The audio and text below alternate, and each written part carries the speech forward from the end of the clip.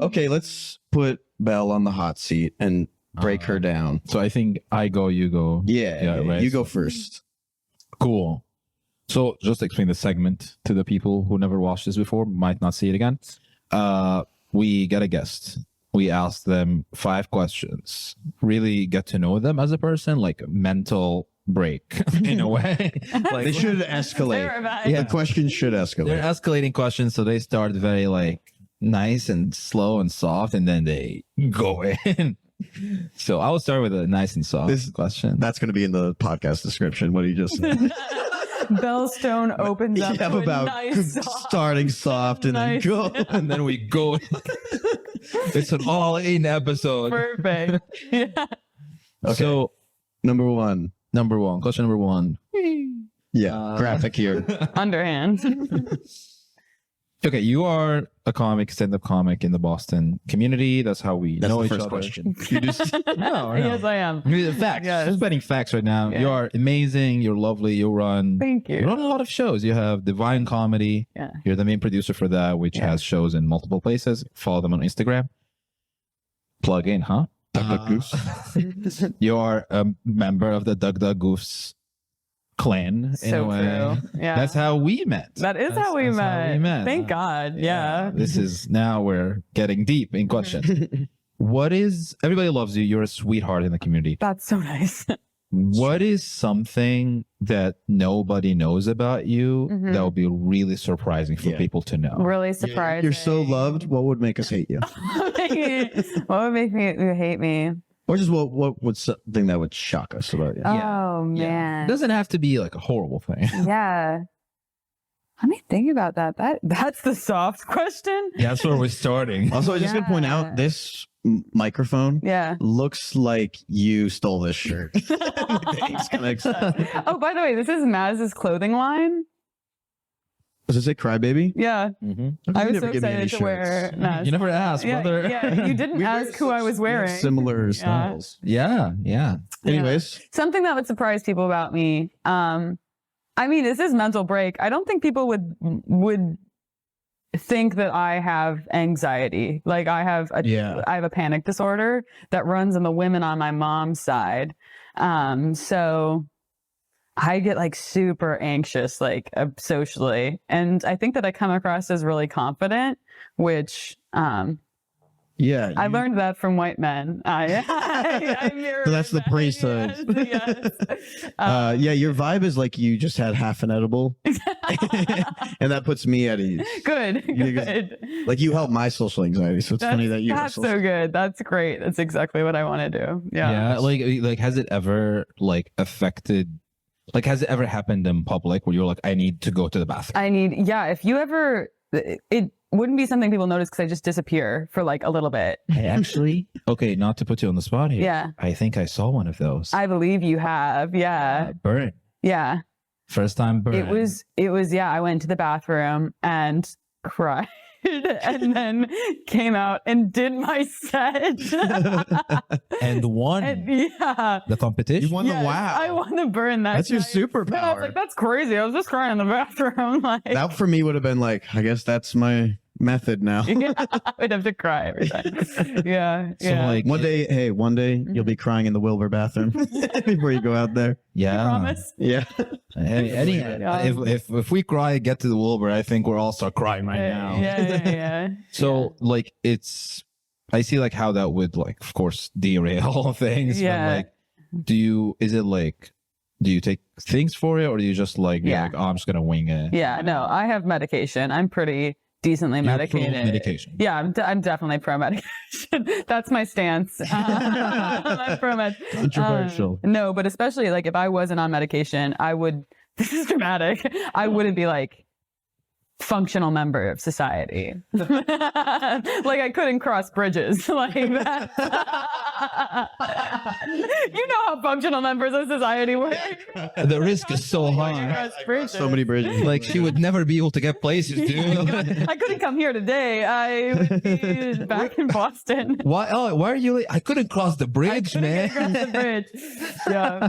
That's but yeah, I would say like that's something people would not imagine about you because like yeah. And especially when I'm with Ryan, my fiance, like he's so like wired up, especially before he produces shows. Like he can be hard to be around like right before a show because he's so wired. Yeah. And people are like, oh my gosh, like Bel, you're like a human Xanax for him. And I'm like, you bitches have no clue. Because like when we're at home, I'm the one that's like anxious and he's the one that's super duper calm.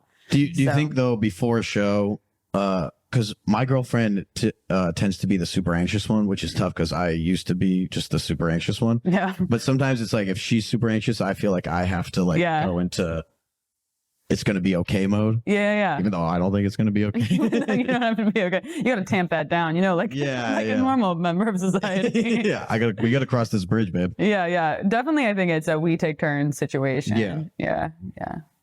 Okay. Yeah. Question number 2. Question number 2. What's something you used to not like about yourself, but now you appreciate it? I don't know if I should say my first response that I came up with in my head. We can. I'm gonna think of it first. I'll give you my first one, which is super like super vain, and then I'll give you the second one. Can you read the question again, please? It's worded stupid, but I'll do it again. What's something you used to not like about yourself, but now you appreciate it? Okay, I can do the first one. The first one is I have like a really big rack that you can't like.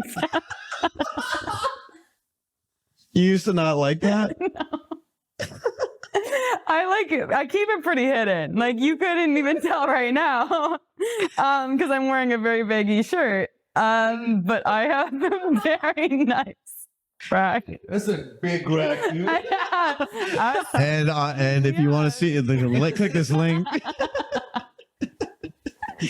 Why did you not like your huge titties? Because I was raised super conservative. Oh, right. And it's just like any cleavage at all. Any cleavage is like, and all of the, I got dress coded all the time, because I was like the first one to wear bras. So if they saw a bra strap or like even through the back of my shirt, they'd be like, you need to cover up. Yeah, what are you trying to hold up? And like all these thin bitches, no offense, they could like wear the shortest clothes. Like they could wear whatever the fuck they wanted because they didn't have the goods. No offense, ladies, you were 14, it's fine. But it's okay. Like, yeah, it is kind of a sin to be stacked. It's you get judged for just. That's my bad. You know, and I remember I was once bra shopping with my mom, and I remember telling her, I was like, Mom, I'm like upset because I'm like, you don't have this. Like, why? Wow, your mom must have. No, she started to not like it about you too. But she was like browsing, and she's like, well, you know, honey, like one day you'll realize that it's a blessing. Yeah. And she's like leafing through the process, and I'm like, what is this? And now I do. I appreciate it. I do still hide. I do still hide, but that's because I like the element of surprise. Like, whoa. There's when you least expect it. That's so like your two secrets are I have social anxiety and huge cans. So wait a minute, this is like this was not your answer. This was the first thing that popped in your head. What is the actual answer? I used to hate that about myself. I did used to hate that. Yeah. Well, I think one day you'll be at the Wilbur with your tits out. You know what? I actually think this might be my actual response to the question. I like. Yeah, I like that. I feel really good about that response. Yeah. Okay. We might have a continuity issue because Bel's lips don't look dry anymore. It's like, whoa. Whoa, different gal. We take care of guests on this podcast, okay? So right. I got a complimentary lip balm when I came in. All right, you're got question 3? I got question 3, and I am still like hard to select which one to do because again, I don't want to make it so bleak, but do you have, the question is, do you or did you have someone in your life that was like, you know, you were close and suddenly things happen and you're not close anymore? And do you still hold that, not grudge, but like harsh feeling of like what could have been? And if yes, what is that? Who is that? Yeah. I had a friend breakup in college right when I was diagnosed with my panic disorder related. She could not handle the heat, which is very valid. She got out of the kitchen. Yeah, she had to get out of the kitchen, which is valid. But her name was Claire. is Claire. She's still with us. If you're watching, hey girl. But we just had this like really horrible friend breakup where the way that we communicated, this is so sapphic. This is how I knew that I probably loved her. But we would slide notes under the door of the other. We lived together. We would slide notes under the door of the other person instead of having a confrontation. So I'd like wake up to a note from her. That's annoying. And then I would read it right back and put it under her door. Was this before texting or? This is like 2020. You wanted to feel more no, personal. This is pre-pandemic. This is like 2019. Yeah, but it was just like we couldn't confront one another because it was just so sad that we were like breaking up. So did you guys become roommates and then become friends? Well, we were best friends, and so we were living together. Yeah, so we like moved in together our junior Sometimes year. that really fucks. What happened? Like, if you don't mind. Yeah, I was like really going through like a mental health crisis, and I was like, holy shit, this is actually so funny. So this panic disorder runs in the women in my family. My mom did not tell me that she had it, nor did she tell me that I would be susceptible to also having it. So I like when I started having breakdowns, I was like, oh my gosh, I've cracked. Like, I've got to quit college. Like, I need to move home, like, or move into like a home. Like, it's over. And my mom's like, no, it's chill. Like, go see the psychiatrist. Like, I made an appointment for you. And I went to the psychiatrist, and the psychiatrist is like, so I've heard about your family history. And this is pretty common that it runs in the family. And I'm like, what runs in the family? And she's like talking about this panic disorder. I'm like, who had it? So, like, you didn't know your grandmother was Eileen Warners? No, that came up in the meeting. So anyway, so I'm going through this mental health crisis, and I was obviously very focused on myself, which was very hard for Claire. Good. Yeah, but it was good, but hard on a relationship, right? Yeah. We were like, she was my first. It's hard to live with. Right, yeah, very hard to live with. She was my first true best friend, and that was huge. Like, my parents were best friends and like soulmates. So growing up, I wasn't taught to have friends. I was taught to look for a future partner, like in a person. Like, that would be what fulfills me, because that's what I saw at home. And like, they're great. My parents are awesome. But that meant when I had my first ever best friend in college, I was like, holy shit, like I cracked the code. Like, this is just as fulfilling, like to have so many friends and like have a best friend, and this rocks. And then the health crisis, and Claire and I like broke up. We had a friend breakup, and there's no language for that. Like, that was like the hardest thing. And like, that's the thing I hold is like, we had to go through a breakup without being able to talk about it. And she, like, all of the people I lived with, like, took her side, except one who was abroad and was like, Belle's clearly having a mental health crisis. Like, but like, and then another girl living with me also was like, Belle, you got it, girl. But yeah, and we had to go through that. I think a lot of people have like this kind, like if they're going to have a mental health crisis, it's going to happen in college probably. Yeah. And then it seems like people, because it's still got like high school vibes a little bit, where you like, people don't want to necessarily associate with somebody who might be having mental health issues or might just be insane. Right. They like, it happened to someone close to me where they had like, they were sort of had like a bad breakup that kind of exacerbated some stuff. Yeah, and then they like lost all their friends because it's easy for, you know, that guy to be like, she's fucking crazy. Yeah, because there's evidence for it. Yeah, you know? Yeah. So that was like, it was so hard, and we didn't have language. Like, you can be like, we broke up because of XYZ. Like, when you grow apart with a friend. Yeah. What do you say? Like, she was a bitch. Like, you loved her forever. Right. Yeah. Where, like, well, was this the last time you ever talked to her back then? No, this is such drama. We were in choir together. So you still sang? Yeah, so we still sang together. So, and like, choir was like a frat. It was like, there was choir parties that were like frat parties. Like, it was like a family unit, this choir. And so we had to see each other and like play nice all the time, which sucked. Because having to do that with like your best friend. Right. Gross. Yeah. And when was the last time you ever talked? Oh man, it had to be at the end of graduation, and we were just kind of like, wish you the best, but like it was fake. You know what I mean? Like we were just trying to put on a good face, because we wanted to forgive each other, but there was like no way we were gonna. But do you have any? You still are you over? Like, do you have any hard feelings against her up to this point or no? I think I've worked through a lot of it. Like I think there's a bit of regret, and I also feel like bad that she had to go through that. Like I think about that a lot. I like wish I could talk to her. Dear Claire.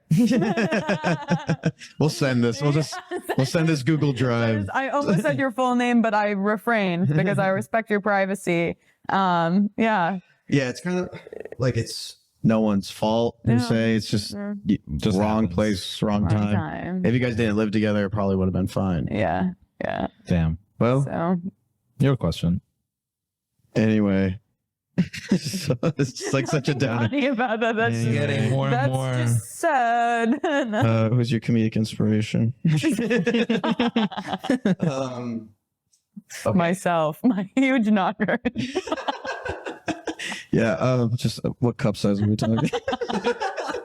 Big red. They're not even that big. Like now you see them and you're like, they're average. They're just nice and they're well proportioned. Yeah. And we're gonna go swimming after. Yeah, I'm gonna be like. Yeah, when I was a child though, they were big. You need to understand. I'm like, you take your shirt off. We're like, we can't put this episode out. It's full of bullshit. Okay. Do you ever not believe in God? Do some days you wake up and you're like, I don't think Oh my gosh, yeah. Especially if we're working as a hospital chaplain. Yeah, that's where you see people dying alone, you have a harder time. That's the adult version of extreme faith camp. Yeah. So, or like I worked at Brigham and Women's. So like babies, like I was with a lot of babies and moms while the baby passed. Yeah. That's like the first thing people to go to not believe in God, and you're seeing it all the time. Yeah, all the time. And it's like also there are moments where that is the thing that makes me believe in God because of a mother's strength and because of a family's strength in those moments. But there are moments like, especially when somebody's alone, I'm like, why? Yeah. Like why would this? Why did this person need to exist? Yeah. Do you, when it happens, if you like wake up and you're like, oh, I don't believe in God, are you like, I know the belief will come back later? Or are you ever like, fuck, I gotta get a different job? No, I think about that a lot where I'm like, I'm in the biz. Like, I'm in the biz. You know what I mean? Like, I'm in the business of spiritual care. Do you ever wake up and you're like, oh my God, I gotta be a barista? No, there are some atheist chaplains where I work. Really? Like, yeah. Oh, yeah. Because, like, even but they won't let a trans man. It's not a Catholic hospital. Don't worry. So, but no, I think it's really healthy to doubt God sometimes. Yeah. I mean, it's just like being in love, right? Like when you're in love, you're not always going to feel like you're in love with that person. And you're not always going to believe you're in love with that person, potentially. I was just like to address the camera and say, Maddie, I always feel it.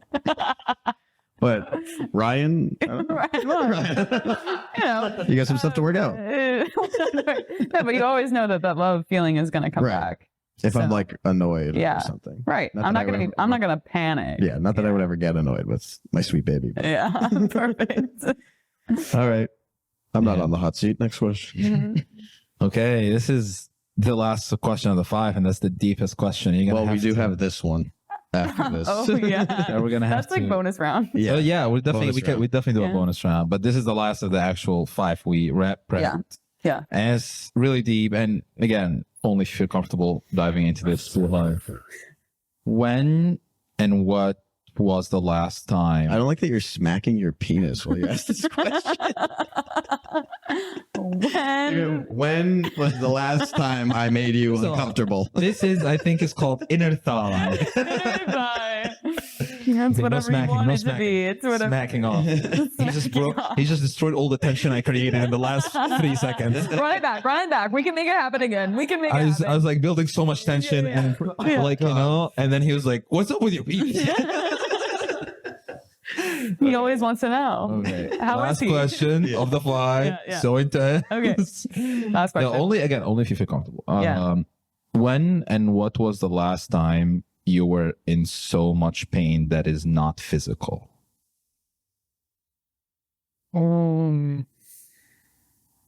Yeah. Silent podcast.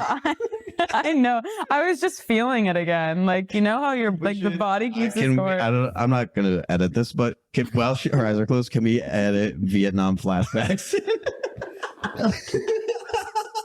Like I guess I miss my troops.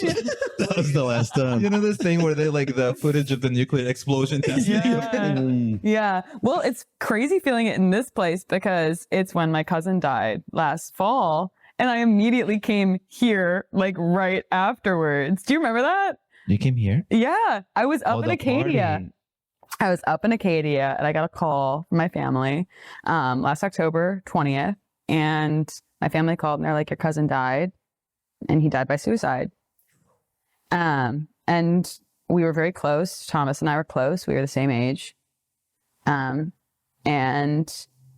yeah, and I was in Acadia. This is how I know my parents are from the Midwest because they told me that news and then they go, but don't let it ruin your weekend. And I was like, okay. Yeah. Like, I was like, oh, it might. Like, I was like, but right after that Acadia trip, I came right to this building. That's his house. Yeah. And so the most pain I ever felt, non-physical, was right that evening when it like hit me. Because I was up in Acadia. I was like, for Thomas, like we were like, it was fall in Acadia. Pour one out. And so when it hit me, it was like once I got back to Boston and and that night I was making like this is a crazy thing to say. I was like making animal sound. Like, like when you're making a sound and you're like, this is not like a human, this is not a normal person sound. Yeah. This is like grief. And so, yeah. And did you still have a good weekend? I can't say that I did. You let it ruin? I can't. No, the thing that was like crazy is my friend had come to visit from Washington State. She had like flown in. Yeah, Lydia. Yeah. And nurse. Yes, you'll see her again. She's coming to the wedding. Hot.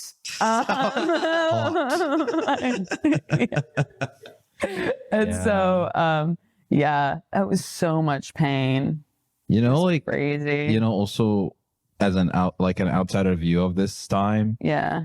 We didn't know what was like. We knew you lost someone in your family. Yeah. But we, as an outsiders, we were like, oh, just normal funeral. We didn't know the impact of it. Yeah. And so we're like, okay, I was gonna give her time. And then I don't know how, but I knew. I was like, whoa. Yeah. And not to sound weird on the podcast, for a while after that. And I love you and you were like really good friends, but I was like, if Bel is in the room, I cannot do a dark set. Right. Like I have to do a lighter set. We've talked about that before. And it doesn't help that you have 10 solid minutes on suicide. Yeah. Exactly. And we had to talk about it. I was like, because it was getting to the point where almost most of my material was. And I was like, I can't do it in front of Bel. And it's insane because I was like, I don't know what to say. Right. So I actually, an older comic was talking to her. I was like, I don't know what to do. She was like, have you tried talking to her? Talk to her. I was like, wow, what a genius idea. Never thought of that myself. And then we talked about it. I remember that conversation outside the model. That was outside the model. Yeah. And I was like, it's such a, because again, like I love you. I don't want to do something or say a joke. Yeah. But yeah, that's. Yeah. It meant so much to me. Like that conversation meant so much to me, genuinely. Yeah. No, you were important. Like you're one of the close people I consider. Mm-hmm. People who have been in that house are considered very close people. Yeah. Like no one from the comedy world that were just okay have never been here. Right. So This is the place where we're made and broken. Yeah. Yes, this apartment. This is the cult house. Yeah, if you haven't made it here, you will never get to. He's moving. So, Yeah, too. Yeah, sorry. Too, but do you remember the first time you were able to maybe this sounds completely like a Go for comedian it. question. Go for it. But do you remember the first time you were able to laugh about it? Like, were you able to make a joke? are you able? That's Yeah. a good question. Am I able to make? I tried pretty shortly after, like a few weeks after I tried to make a joke about it. I tried to make the joke of my parents saying, Yeah. "Don't let it ruin your weekend," because that's so funny to me. Yeah. I will say, I'll tell you the first time I was able to stand a joke about it. It was I had to do his funeral. I was asked to write and preside over Thomas's funeral. Oh, like as a chaplain? Yeah, as like the pastor, essentially. And Thomas isn't religious and didn't like religion. So I had to write like a non-religious ritual, essentially, which was great. We did it at a campground. There was an open bar. It was awesome. And I think we really did him well. But it was the first time. No, it wasn't the first time Ryan came home. But Ryan came home with me. And my cousin, Thomas's younger brother, who had been deployed in Kuwait at the time, had to be flown out of Kuwait, told his brother died, flown out of Kuwait, and had to come off active duty to like be home. It was the first time this kid who had been employed, he's like 20 years old, like met Ryan. And he was talking to Ryan about like some of the stuff that was rough in Kuwait. And Ryan was like, bad vibes. And Bennett goes, bro, I would prefer if you don't yell bad vibes at my brother's funeral. And it was just like my favorite moment of the funeral, like a weird to have a favorite moment. But it was like Bennett and Ryan have been super close after that. But the first time I could handle a joke about it, like it was this summer. Like it genuinely was like almost an entire year before I could do it again. Like I could definitely like put on a strong face, but like genuinely being like, that's a funny joke. Like, I think it is more recent. It's like, it's how I feel about sex abuse jokes. It's like, if you're doing jokes about sex abuse in the Catholic Church, that can get really lazy. I'm like, there's other things to make fun of. And like, unless you've got an experience or have a different light to shed on the situation, like, I think they can get lazy. Like, suicide jokes can be lazy. Yeah. This is a crazy thing to say. You have very smart suicide jokes. Like, they're good because don't do it. First of all, don't do it. Please don't do it. But they're very smart jokes. I think the reason I took so much pride in my suicide jokes, and I think the reason they're coming off not lazy is because I'm not gonna do it. Like, I'm not talking from a place of like, ha ha ha, these are my last jokes before I go do it. Right.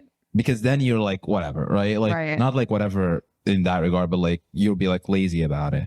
But these are coming from a light of someone who was there. Right. And you actually were there. I was there. Yeah. And then I was like, I'm not going to do it. Right. And now I can make fun of the weird things that I've heard in the time I was actually going to do it. Because I heard a lot of weird stuff. Yeah. I know it's a controversial topic in comedy, you know, like people, and I opened my set with it. I just opened the set the room. I got them know what's coming. Yeah. So I appreciate you saying that a lot. You wanna say something? Do you tend to overthink in bed? What do I tend to overthink in bed? Oh, noise. I have this paranoia of being overheard having sex. Yeah. Not by your partner. No, not by my partner, but by other people in the house. I'm just like petrified of being overheard having sex. Really? And so I am super self-conscious about like noise. Do you think that's a religious guilt thing? Probably. I don't want a Good connection. Yeah, that's a good question. Probably. I've never thought about it. Like, but like the times where I do get to have like be loud, like when I'm like in the woods. You get it? You animals. We've all been there under a waterfall. You get it? That's really nice for me. So, yeah. It's beautiful. Wow. Yeah, thank you so much. This is going way better than I thought it would. Yeah. But you thought she was going to be a bad guest? No, I thought it's gonna get awkward and not funny. with the questions getting heavier. No, Oh, I think the suicide portion was hilarious. Yeah. Oh, I actually have one thought that I want to say. If you're like a comic that like, this only happens with like guy comics that think they're great, and then they have a joke that bombs, and I can't even say it, but then they make a suicide joke, and I'm like, I can't even say what they say. Like, I'm not to that point yet, but I'm just like, don't say it. Like, you can like be smarter than that. Like, that's, if you bomb a joke, be like, that wasn't funny. Don't threaten to kill yourself. Like be like, if you don't laugh at that joke, I'm gonna go off myself. Yeah. Again, off this. Off myself is just a term for me for jerking off in Maz's bathroom. In my bathroom. If you guys don't laugh at my jokes, I'm gonna go jerk off so I can feel good about myself again. This is where it's like really fucked up though, where I need to be careful about gatekeeping, because I'm like, unless you mean it, don't make it. Yeah. You better fucking kill yourself if you're going to make that joke. Because also, I don't want. It's like, it's such an easy, like, yeah, it's lazy. It's not something that's like you've thought about. Right. Like, I mean, if you've been there, that's another thing. Yeah. Like, I mean, it's one thing if it like, I think if you're trying the joke, I think you just have to be self-aware that like, if I'm trying a joke that's like, if it was sex abuse in the Catholic Church or something, I have to just be aware of like, like sometimes you don't know how horrible it is till you say it out loud. yeah. But you can't really be like, well, this audience is sensitive or I something. think about that. I have a joke about incest that I start almost every set with. And I actually have a friend that has had had a traumatic experience with incest. So whenever I actually have a friend who's married to a sister. So awful. less traumatic, more traumatic than that. They seem happily married. If you guys don't laugh at this joke, I'm gonna go fuck my sister. No, but like, I think to myself whenever I write a joke, is there somebody that would have to leave or like be in a be traumatized or hurt by this joke? And I noticed that not everybody does that in their comedy, which is like fine. You don't like want to write for like specifically for audiences, but still, like, it's something that I keep in mind. But you know, I write for me. I'm a firm believer is that you can make any joke about anything, no matter how horrible or offensive it is. Yeah. The one thing is, it has to be funny. I don't know. Like, subscribe, smash that like button, subscribe. We'll kill ourselves if you don't. Yeah. Smash the like button, smash the subscribe button. Actually, just smash. Whatever you want to do, just smash. Smash. Even if it's your neighbor, just smash. Yeah, smash the dislike button.